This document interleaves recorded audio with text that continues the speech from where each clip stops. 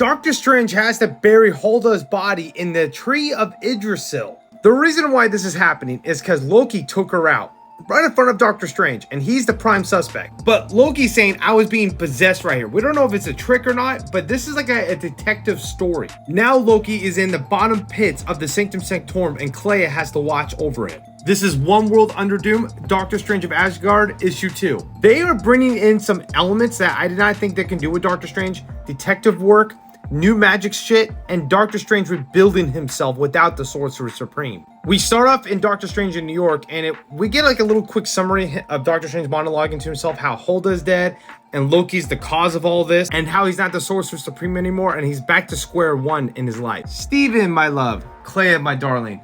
Loki, how is he? How is Asgard, my darling? Cold. More corpses than you would imagine. Really? Are you being serious? Probably not. So this is when Doctor Strange finds Loki in the Sanctum Sanctorum hiding because he doesn't want Thor to figure out that, yeah, I kind of took out Hulda, didn't I? Yeah, Loki, I'm gonna shackle you. No, get away, Strange! Chains of cocoons, crimson bands of Sidorak. I didn't kill Hulda.